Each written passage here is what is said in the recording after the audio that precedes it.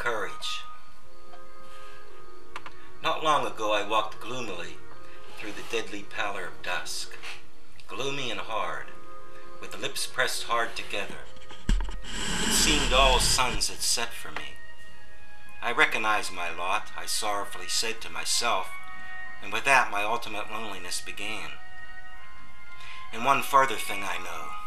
I stand before my final peak now, and before what has been saved up for me the longest. Alas, now I must face my hardest path. Alas, I have begun my loneliest walk. But whoever is of my kind cannot escape such an hour, the hour which says to him, only now are you going your way to greatness. Peak and abyss, they are now joined together.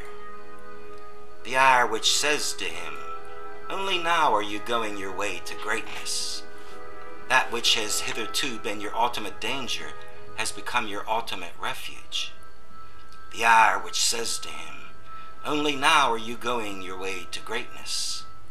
Now this must give you the greatest courage, that there is no longer any path behind you. Your own foot has effaced the path behind you, and over it is written, impossibility.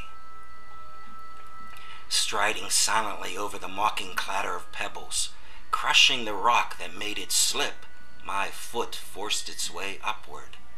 Upward my foot forced its way, defying the spirit that drew it downward towards the abyss. The spirit of gravity, my devil and archenemy. Upward I moved, although he sat on me, half dwarf, half mole, dripping lead into my ear, leaden thoughts into my brain. Oh, you holy fool, he whispered mockingly, you philosopher's stone, you threw yourself up high, but every stone that is thrown must fall. Oh, you holy fool, you sling stone, you philosopher's stone, you star crusher, sentenced to yourself and to your own stoning. Far indeed have you thrown the stone, but it will fall back on yourself. Then the dwarf fell silent, and that lasted a long time. I climbed, I dreamed, I thought, but everything oppressed me. But there is something in me that I call courage, that has so far slain my every discouragement. This courage finally bade me stand still and speak. Dwarf, it is you or I. For courage is the best slayer, courage which attacks. Courage also slays dizziness at the edge of abysses. And where does man not stand at the edge of abysses? Is not seeing always seeing abysses? Courage is the best slayer. Courage slays even pity. But pity is the deepest abyss.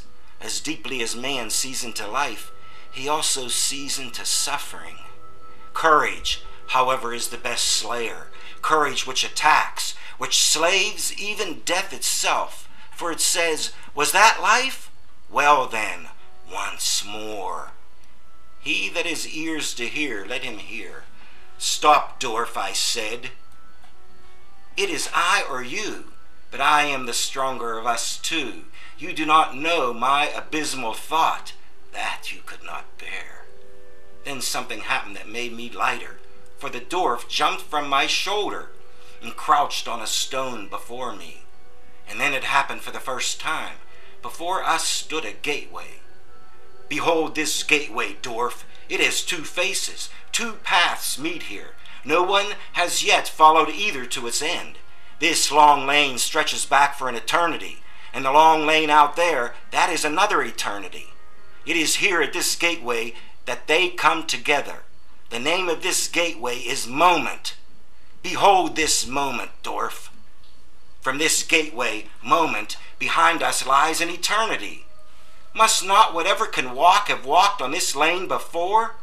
Must not whatever can happen have happened, have been done, and have passed by before?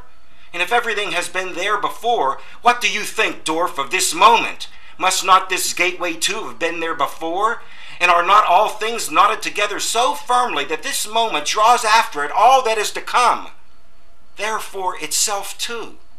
For whatever can walk in this long lane out there too, it must walk once more. and this slow spider which crawls in the moonlight, and this moonlight itself, and I and you in this gateway whispering together, whispering of eternal things. Must not all of us been there before, and return and walk in that other lane out there before us? In this long, dreadful lane, must we not eternally return?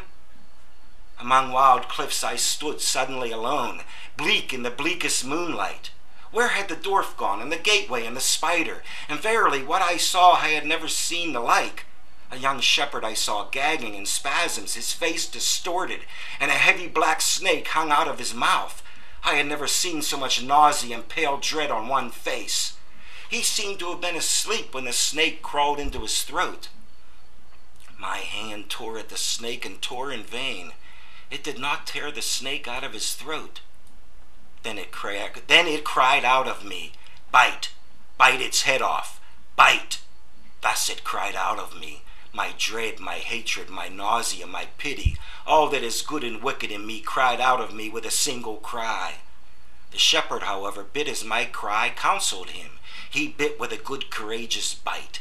Far away he spewed the head of the snake, and he then jumped up, no longer shepherd, no longer human. He was one changed, he was one radiant, he was one laughing. What I heard was no human laughter. You bold ones who surround me, you searchers, you researchers, guess me this riddle that I saw. Interpret me the vision of the loneliest. Who is it who must come one day? Who is the one whose sense of sight will leave the shadows? Who is the man into whose throat all that is heaviest and blackest will crawl thus? Who will one day pronounce his laughter holy? This crown of him who laughs, this rose wreath of a crown, to you, my brothers, I throw this crown, I, the loneliest.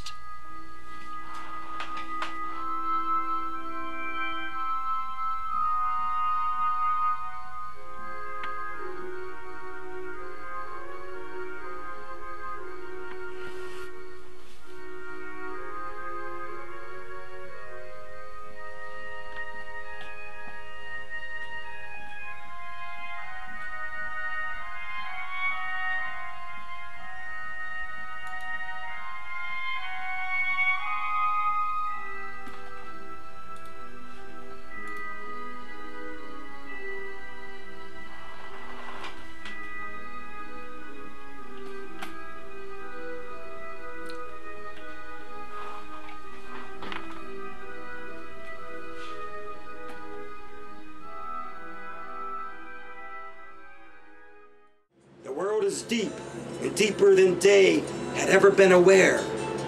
Not everything may be put into words in the presence of the day, but the day is coming, so let us part. O heaven over me, bashful and glowing, O you, my happiness before sunrise, the day is coming, so let us part. Thus spoke Zarathustra.